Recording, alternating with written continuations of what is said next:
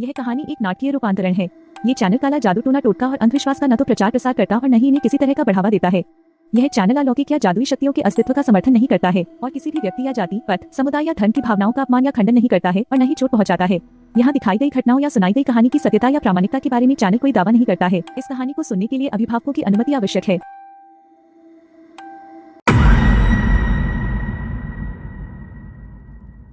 मैं कि कुमार आज फिर हाजिर हूँ एक सच्ची घटना के साथ। आप देख रहे हैं यूनिकॉर्न नेटवर्क 99। ये कहानी है डरावने पागल खाने की। ये कहानी है मेरे दोस्त आंसू की, जो पागल खाने में नौकरी करने वाला था। उसके नजरिए से मैं आपको ये कहानी सुनाने वाला हूँ। आशुतोष सुबह सुबह पागलों के अस्पताल के सामने ऑटो उसका रुकता है। आशुतोष ऑटो वाले को पैसे देकर गेट के पास जाकर गार्ड को आवाज़ देता है।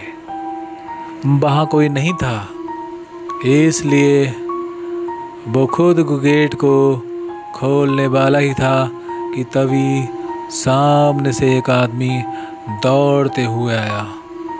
उसने गेट को खोलकर आशुतोष को, जिसे हम प्यार से आंसू बोलते हैं, को अंदर लिया और हंसते हुए बोला, तुम टीवी ठीक करने वाले हो?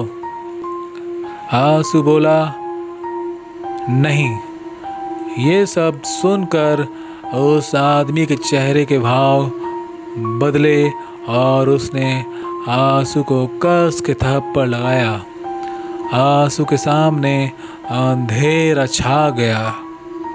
वो बोला, मेरा खराब टीवी तुम ठीक करने नहीं आए हो। इस गेट से टीवी ठीक करने वाला आना चाहिए, तुम क्यों आए? आंसू ने खुद को संभाला। फिर अचानक एक डॉक्टर और 4 वार्ड बॉय वहाँ दौड़ते हुए आए और उस आदमी को पकड़ लिया। फिर डॉक्टर ने कुछ समय बाद इस पेशेंट को कहा, इसे ले जाओ और इसे शॉक ट्रीटमेंट की तैयारी करो। डॉक्टर को देखते हुए आंसू बोला, हेलो सर, मैं आशुतोष। आज मेरा पहला दिन है नौकरी का।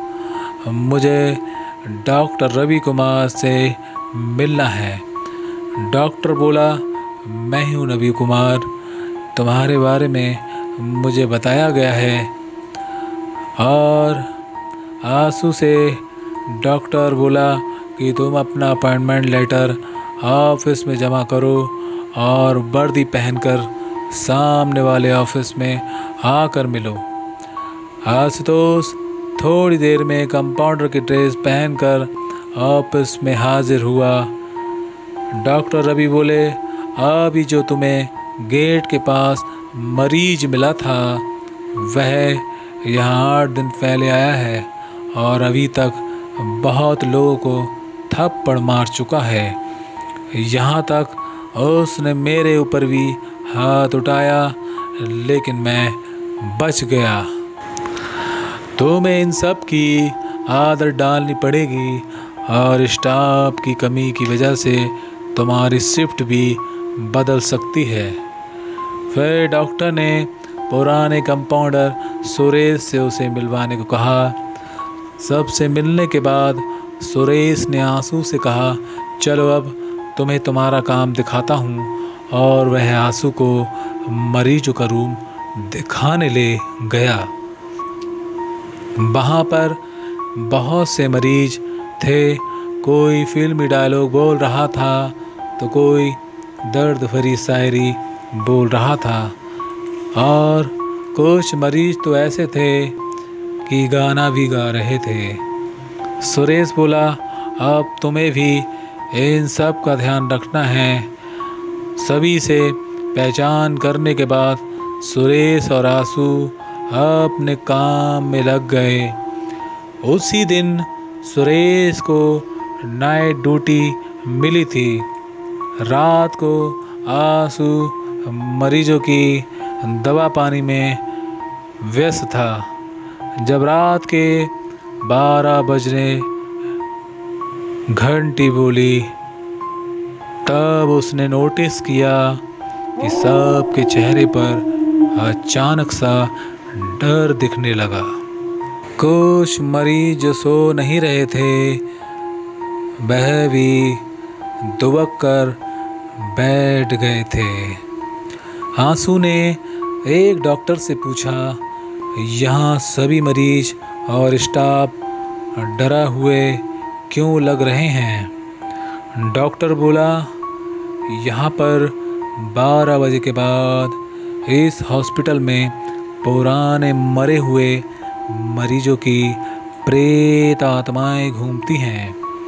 तुम भी संभल कर रहना, हो सके तो किसी के साथ रहना। पर आंसू का भूत प्रेत आत्मा पर विश्वास नहीं था। आंसू अकेले टॉयलेट की ओर जा रहा था, तभी उसे अपने पीछे किसी के होने का एहसास हुआ। लेकिन जब उसने पीछे मुड़कर देखा, वहाँ कोई नहीं था। वह आगे बढ़ना शुरू कर देता है। अब उसे किसी के कदमों की आहट महसूस होने लगी। फिर उसने सोचा कि शायद वहम होगा और वह टॉयलेट में घुस गया। जब टॉयलेट करके बाहर निकल रहा था, तब उसे दिखा कि टॉयलेट की दीवार पर कुछ लिखा है। वो शब्द थे कि तुम अब पागल होने वाले हो और तुम यहाँ से चले जाओ। आंसू को लगा कोई उसकी खिंचाई कर रहा है। वार्ड में जाकर उसने किसी को इसके बारे में नहीं बताया। वापस मरीजों का ध्यान रखने लगा, तभी अचानक उसे हॉस्पिटल में एक भयंकर चीख सुनाई दी। वार्ड से बाहर आकर आंसू आवाज़ की दिशा में तेजी से दौड़ा। वह आवाज़ स्टोर रूम से आ रही थी। जब आंसू स्टोर रूम के अंदर गया, तभी एक पागल मरीज ने दरवाज़ा अंदर से बंद कर लिया और उसी दरवाजे की ओर मुंह करके खड़ा हो गया। आंसू दरवाज़ा खोलने के लिए आगे बढ़ा, तब उस पागल ने आंसू को हवा में उछाल दिया और ज़मीन पर गिरने की वजह से आंसू के पीठ में चोट लग गई। अपने आप को संभाल ही पाया था कि उसे विचित्र चीख सुनाई देती है। वह पागल मरीज बोला, मैंने कहा था तुम पागल होने वाले हो, यहाँ से चले जाओ। आंसू गुस्से में बोला, अरे पागल आदमी, तुझे मैं शौक दूंगा। पागल बोला, मैं शौक की वजह से ही तो मरा था और अब मुझे शौक से कोई डर नहीं लगता। इतना कह के उसने एक हाथ से आंसू को पकड़ा और अपने दूसरे हाथ से लाइट का स्विच बोर्ड खोलकर उसने डाल दिया।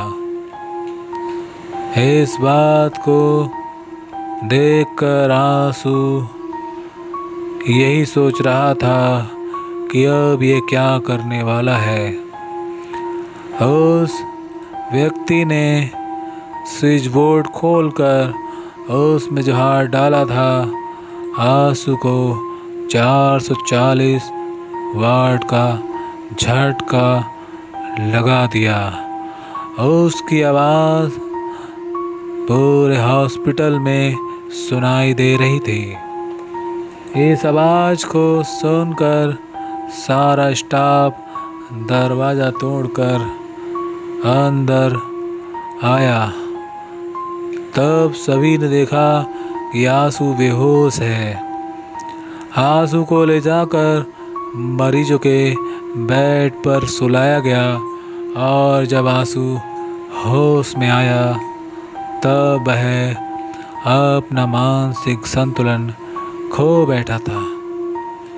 वो किसी को भी नहीं जान रहा था और किसी को भी नहीं पहचान रहा था। जिन लोगों से उसका परिचय हुआ था उसने उनको भी जानने से इनकार कर दिया। वह किसी को पहचान नहीं पा रहा था, यहाँ तक कि डॉक्टर रवि कुमार को भी पहचान नहीं पा रहा था। आंसू को परछाइयाँ दिखने लगी थीं और परछाइयाँ दिखने से डर लगने लगा था। वो भी उन्हीं मरीजों की तरह व्यवहार करने लगा और इस व्यवहार को देखते हुए आज भी उस परेशानी से वह बाहर नहीं आ पाया है। और अब पागल आंसू को लगता है कि वह एक डॉक्टर है, अपने आप को दिखाकर और स्टाफ को परेशान करने लगा है।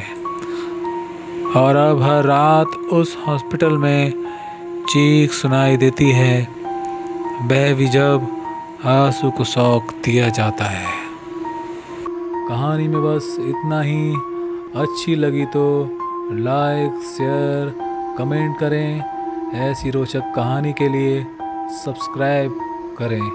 नमस्कार।